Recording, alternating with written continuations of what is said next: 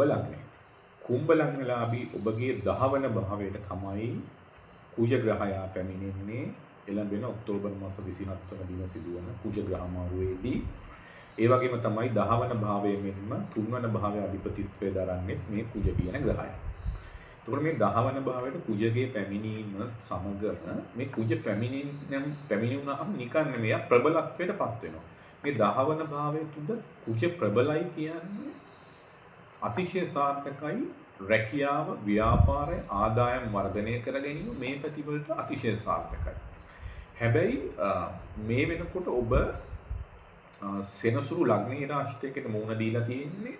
මෙන්න මේ සඳහා අවශ්‍ය පිළියම් කරගෙන ඔබට මෙන්න මේ ලැබෙන කෙටි කාලයෙන් අතිශය සාර්ථක ප්‍රතිඵල ලබා ගන්න ඔබ උත්සාහ දරනවා.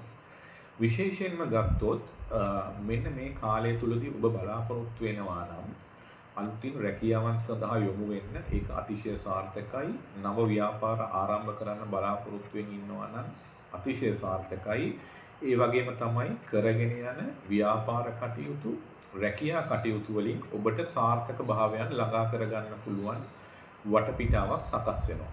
මෙතනදී විශේෂයෙන්ම කියන්න ඕනේ තමන්ගේ රැකියාවේ යම් ගැටලු තියෙනවා නම් මේ ගැටලු निराකරණය කරගන්න පුළුවන් හැකියාව ඔබ විසින්ම ඔබේ හිතට දැනෙන ආකාරයක් පෙන්වුම් කරයි.